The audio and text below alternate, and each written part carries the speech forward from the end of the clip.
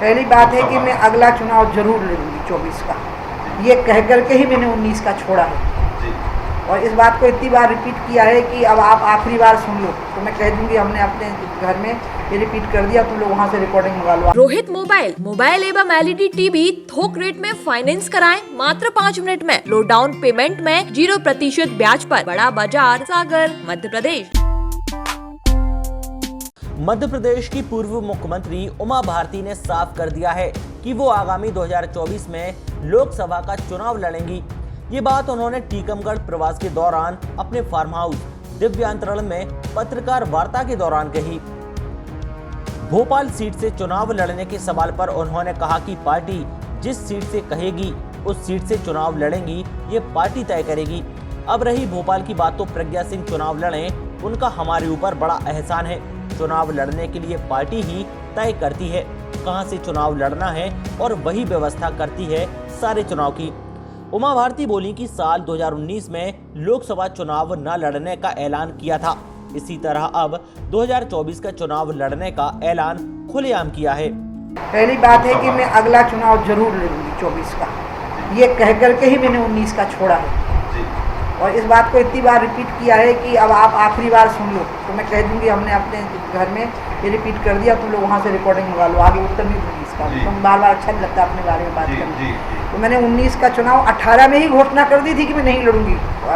2018 दिसंबर में जैसे राहुल का परिणाम आ रहा था और मैं वहाँ भोपाल में थी, तो मैंने कहा मुझे 19 का चुनाव नहीं लड़ना, और हमारी सरकार बन गई मध्य प्रदेश में, मैं प्रसन्न हूँ।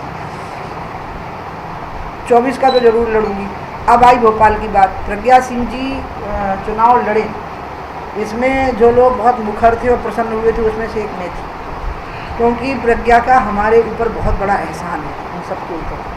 जब प्रज्ञा को फर्जी मामले में फंसाया गया, मालेगांव ब्लास्ट के मामले में, तो उनको बहुत टॉर्चर किया गया, और इसके लिए टॉर्चर किया गया कि वो संघ के और बीजेपी के कुछ वरिष्ठ लोगों के नाम दें, ताकि उनको बदनाम किया जा सके और हमारे संगठन को बदनाम किया जा सके।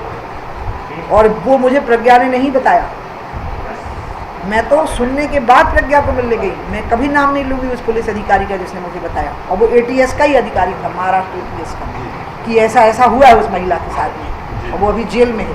तो मैं नासिक जेल में उनको मिलने के लिए गई, और मैं कभी प्रज्ञा को भूल नहीं सकती कि जब मैं मिलने गई तो मैं रोई और वो नहीं रोई। और मैंने उनकी पूरी व्यथा पूछी कि मैंने ये जो सुना है आपके बारे में कि ऐसा हुआ है, बोली इससे बुरा हुआ है, लेकिन उनके चेहरे का तेज बना रहा, चेहरे की प्रसन्नता बनी रही।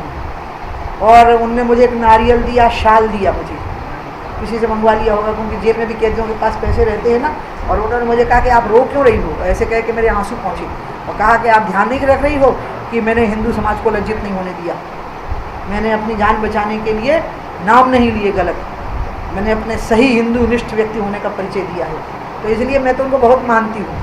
तो मेरे मन में ये भाव, पिछले चुनाव में भी ये बात आ गई थी, लेकिन मेरे मन में कभी ये भाव नहीं आया।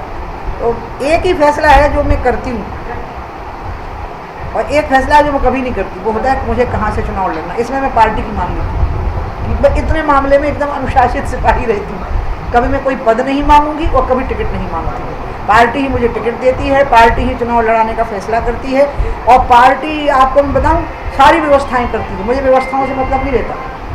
वो तो आते हैं, फट्टा सा बिछाते हैं अपना पूरा, और फट्टा उठा के चले जाते हैं, चुनाव जिता के सर्टिफिकेट मेरे हाथ में देकर के, और उसमें हमारे सारे संगठन लग जाते हैं, और मैं बस सर्टिफिकेट लेने के लिए जाती हूँ। पूरे टाइम वो मैं कहती हूँ आप बता दो कौन से गांव में जाना, कहाँ सभा करनी, और वो सब करते रहते हैं।